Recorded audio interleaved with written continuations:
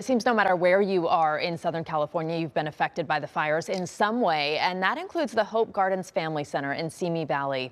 It is one of the few shelters in Southern California that takes in unhoused women and children, and they also house a sizable senior community. It's run by the Union Rescue Mission, and we're joined now live by Richard Baker. He is the president of the Union Rescue Mission. Thanks so much for being with us. I know it's a stressful time. Thank you, Rube. Yes, it has been a bit stressful and sleepless nights, if I may add. Absolutely, for so many people. I think everyone Yes. can relate to that. What did it take to evacuate more than 300 people?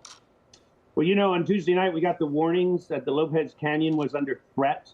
And on our beautiful 17-acre Hope Gardens with 330 women and children and retirees, a bunch of us went up there. A few of executives and managers staged ourselves about 3 in the morning, and we're ready. We redirected our transportation team early in the morning and staged about 7 vehicles, buses and vans and such, ready to evacuate when needed.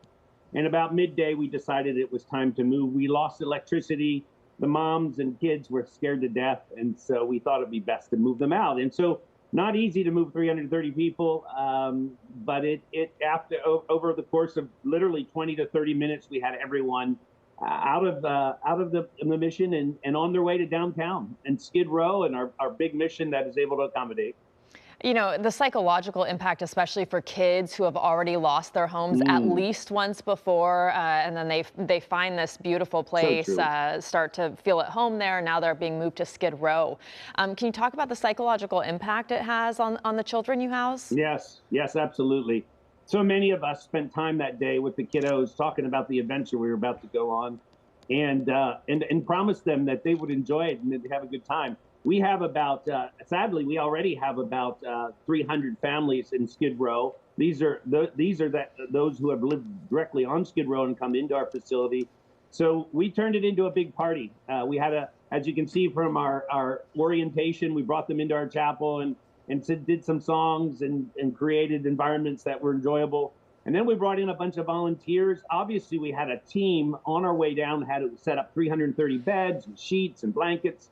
We had our culinary team having a fun chicken dinner that night with the kiddos. And then all day yesterday, we just created an environment where they could connect and enjoy the time with moms and kids.